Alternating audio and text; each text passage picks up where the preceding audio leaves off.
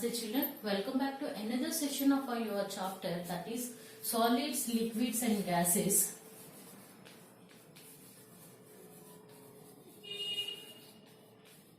Yes, so in this particular chapter, solids, liquids and gases, already you people came to know that the matter that is present around in our surroundings, it is existing in these three forms. And the different properties of solids, liquids and gases also you came to know.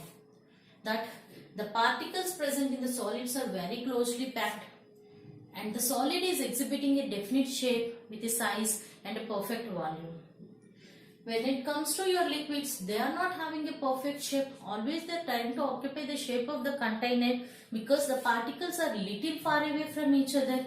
Whereas when it comes to your gases, particles are too far away from each other. You are even unable to say a definite volume of the gas.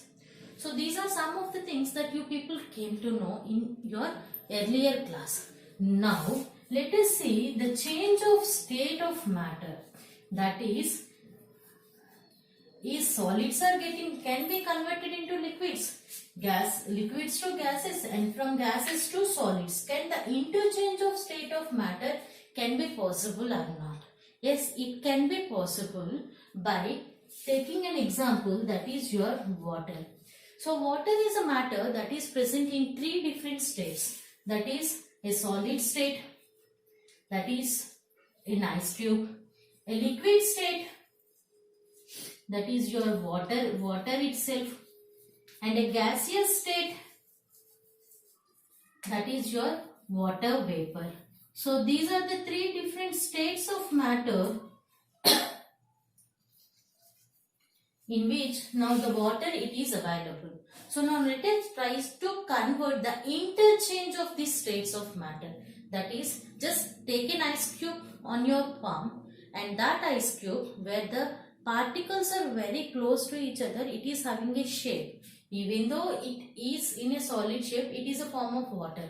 So take such an ice cube and giving some heat to it. Heat is a form of energy that you are supplying externally to this ice cube.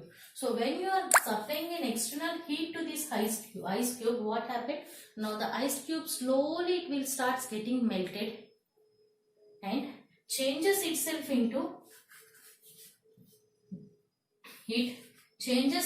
into water.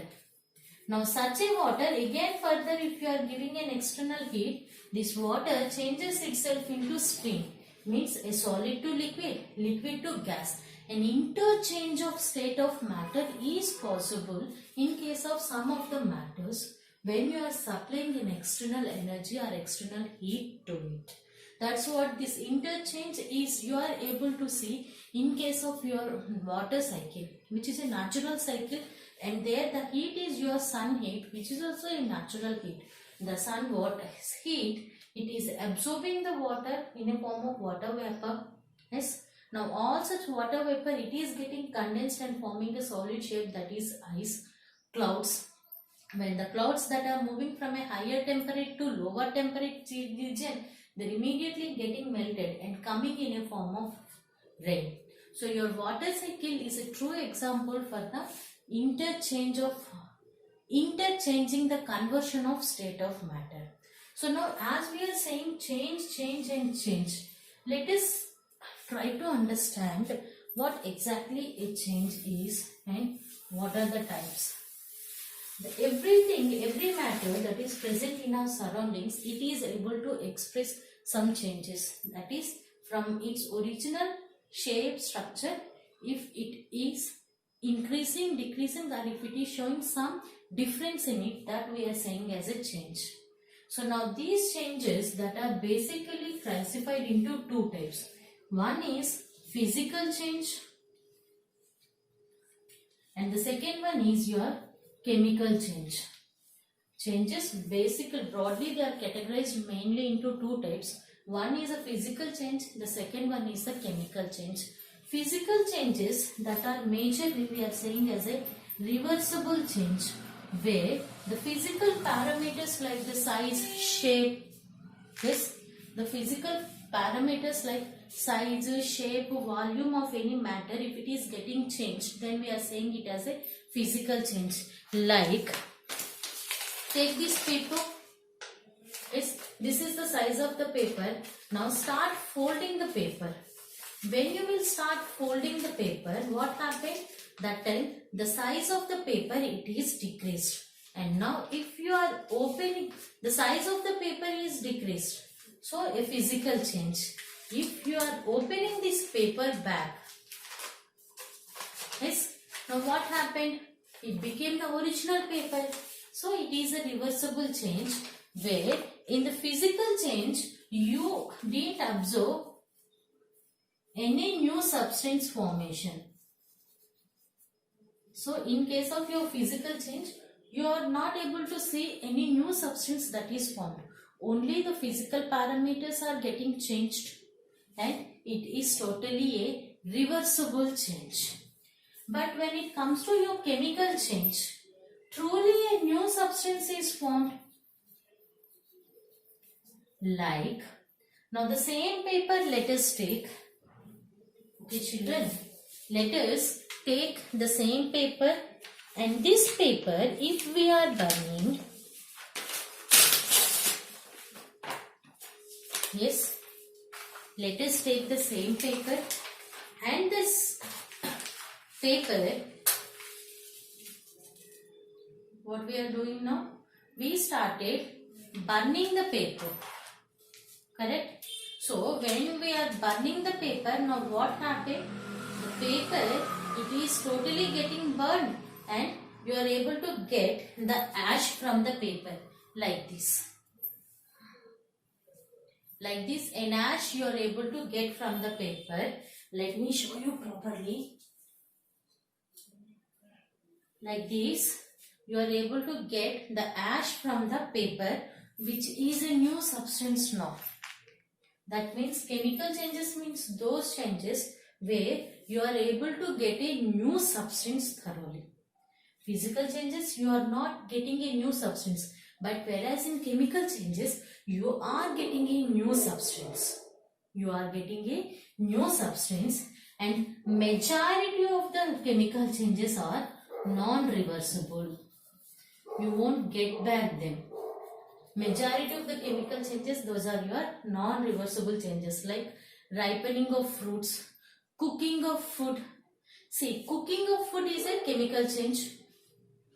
Cutting of food is a physical change. Simple, small words only, but the change is totally getting changed.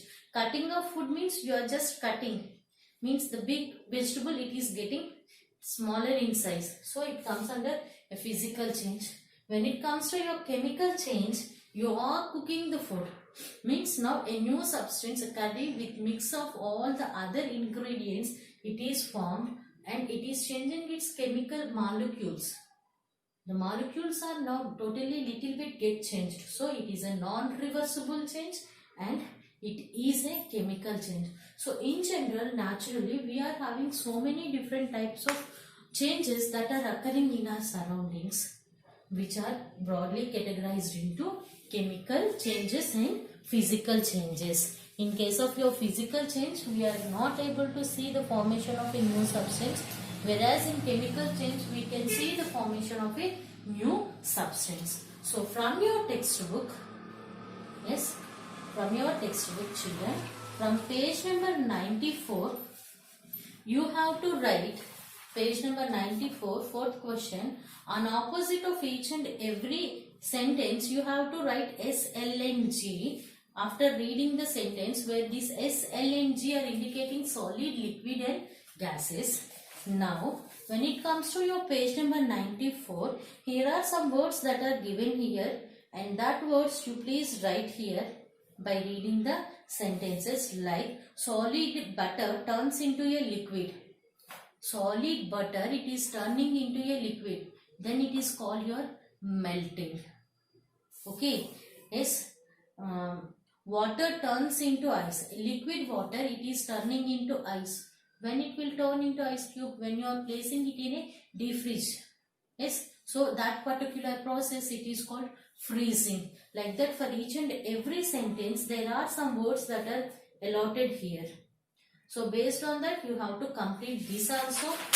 And at last, in page number 96, write P against physical change. Write C against the chemical change with the help of a pencil and send me pics, children. Understood today's topic? Main topic of ours is changes, that is physical and chemical changes which are occurring in our surroundings. Okay children, thank you so much.